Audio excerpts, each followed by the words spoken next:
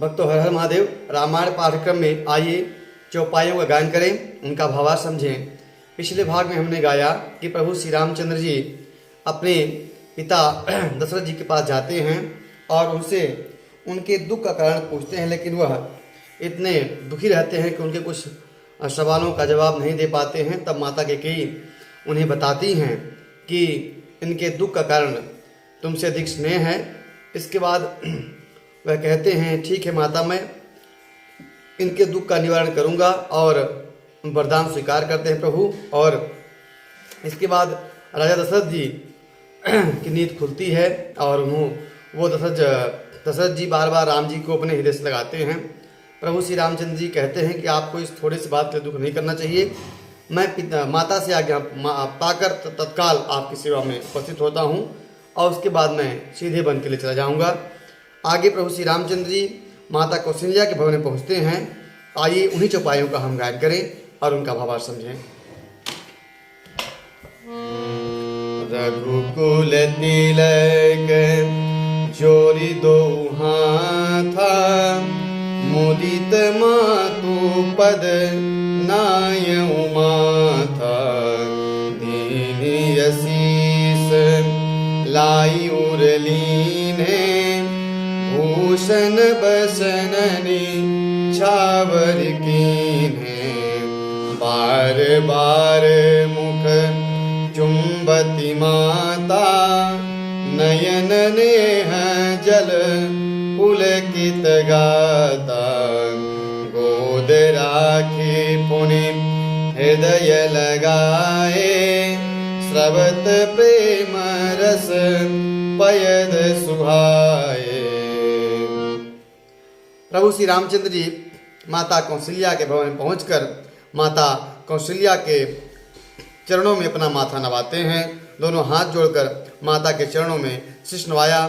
माता कौशल्या ने उन्हें आशीर्वाद दिया और अपने हृदय से लगा लिया, और उनके ऊपर कई प्रकार के गहने और वस्त्र न्यौछावर किए। माता कौशल्या ने प्रभु श्री रामचंद्र जी के बार बार उनका मुख चूम रही हैं, और उनके नेत्रों में प्रेम जल उमड़ आया है, और सब अंग माता कौशल्या के पुलकित हो रहे हैं।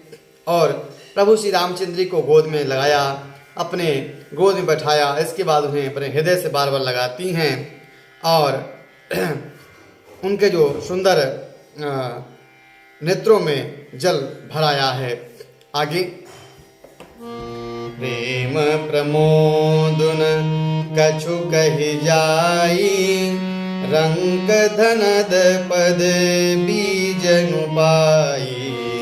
सादर सुंदर बदनु निहारी, बोली मधुर बचन महतारी।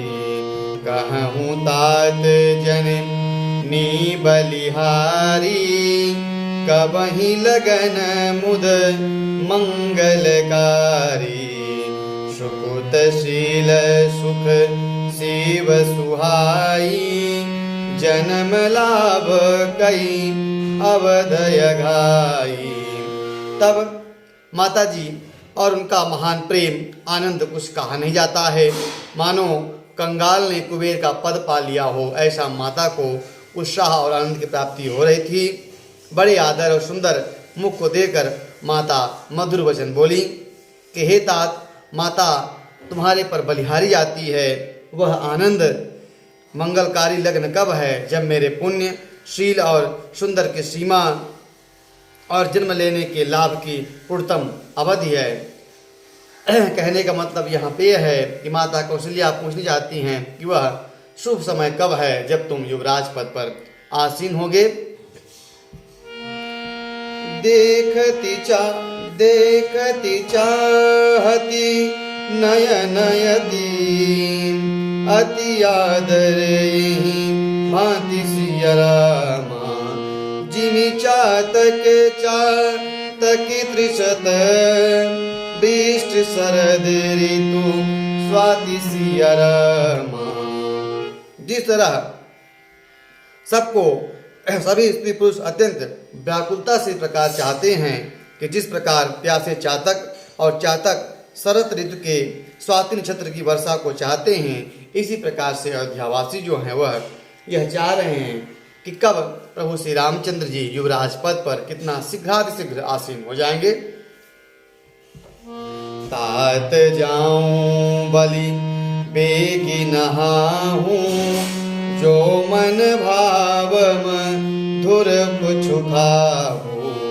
ऋतु समीप तब जाए भैया, यह बड़ी बार जाई बलि मैया।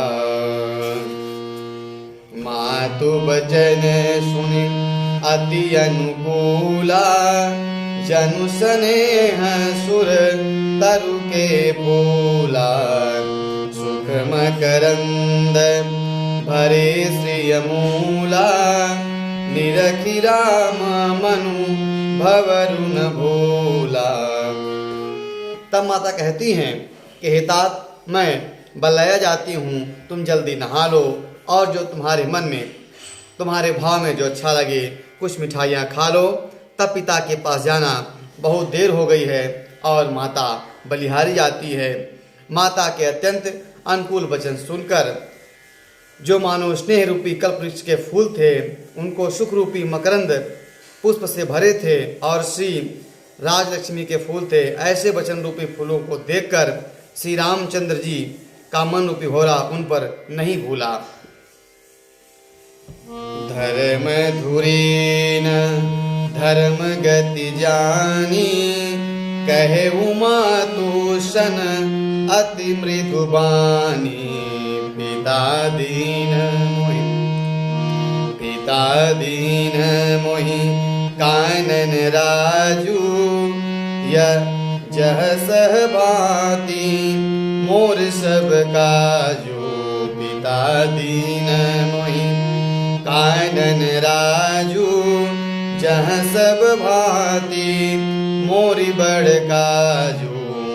आय सुदेहि मुदित मन माता, जहि मृदु मंगल कानन जाता। जनि स्नेह बस डर बसी भोरे, आनंद अम्बय नुग्रह तोरे। तब धर्म के धुरी और धर्म की रक्षा करने वाले प्रभु श्री रामचंद्र जी ने माता से अत्यंत कोमल वाणी से बोले कि हे माता, मुझे पिताजी ने वन का राज्य दिया है जहाँ सब प्रकार से मेरा काम बनने वाला है।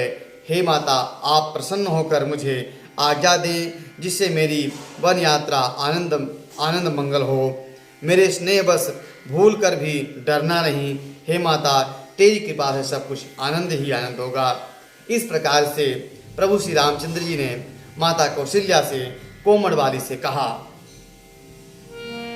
बरस 4-10 विपिन बसी, करि पितु वचन प्रवान। आई पाई पुनि देखी हूँ, मन जनु कर श्रीम लानि सिया रामा। 14 वर्ष वन में रहकर मैं पिताजी के वचनों को प्रमाणित करके फिर लौटकर तेरे चरणों का दर्शन करूंगा। तू अपने मन को म्लान और दुखी मत करना। वचन विनीत मधुर रघुबर के, सरसम लगे मातुर करके। सहम सूखे सुनि शीतल बानी, जिमी जवास परे पावस पानी। कहीं न जाई कछु हृदय विषादु, मन हुमगी सुनी के हरिनादु।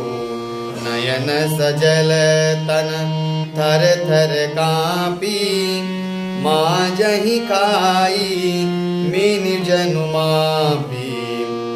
तब रघुकुल के श्रेष्ठ श्री रामचंद्र जी ने बहुत ही नम्र और मीठे वचन से माता के हृदय में जो वचन थे प्रभु श्री रामचंद्र जी के, वह माता कौशल्या के हृदय में बाण के समान लग रहे थे।